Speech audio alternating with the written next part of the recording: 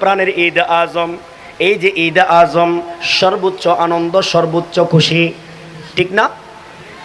কেন সর্বোচ্চ বলা হলো? এই জন্যই সর্বোচ্চ বলা হচ্ছে। ঈদ আজম বলতে প্রিয় নবীর আগমনের উপলক্ষকে বোঝায়।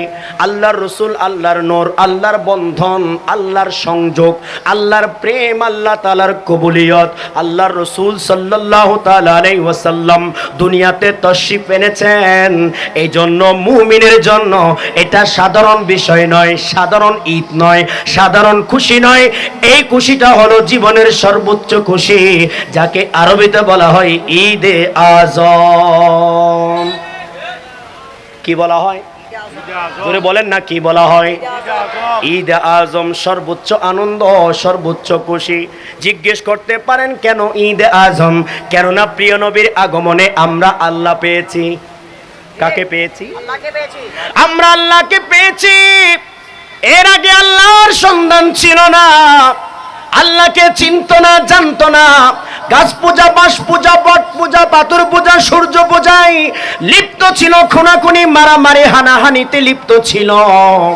আল্লাহর সন্ধান ছিল না। আল্লাহর নবী দুনিয়াতে তশরিফ আনার সাথে সাথে আমরা পেয়েছি আল্লাহ তাআলার সন্ধান।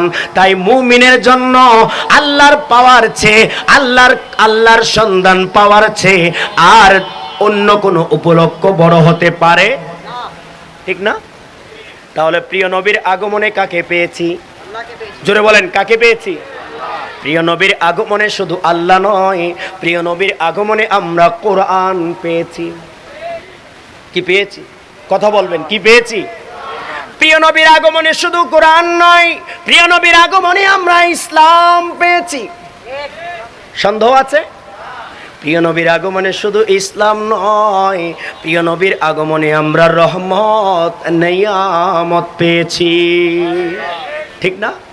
আল্লাহ রাব্বুল আলামিন বলেন, ওয়ামা আরসালনাকা ইল্লা রাহমাতাল লিল আলামিন। আওয়াজ দিয়ে বলুন সুবহানাল্লাহ। ও আমার হাবিব বন্ধু, আপনাকে আমি সর্বজগৎ, সর্বসৃষ্টির জন্য, সৃষ্টি জগতের জন্য, শুধু দুনিয়া নয়, শুধু গ্রহ উপগ্রহ নয়, একটা দুইটা গ্রহ নয়, আল্লাহর যত সৃষ্টি আছে সকল সৃষ্টির জন্য আমি আপনাকে রহমত করে পাঠিয়েছি। তাহলে প্রিয় নবী এসেছেন তো রহমত পেয়েছি, প্রিয় নবী এসেছেন তো নিয়ামত পেয়েছি, প্রিয় নবী এসেছেন তো কল্যাণ বরকত পেয়েছি, প্রিয় নবী এসেছেন তো এহসান পেয়েছি, প্রিয় নবী এসেছেন তো খেলাফত পেয়েছি, মানবতা পেয়েছি, স্বাধীনতা পেয়েছি, অধিকার পেয়েছি, জ্ঞান পেয়েছি, সভ্যতা পেয়েছি, বিজ্ঞান পেয়েছি। প্রিয় নবীর আগমনে যা কিছু আমরা আজকে বলছি সব কিছু পেয়েছি।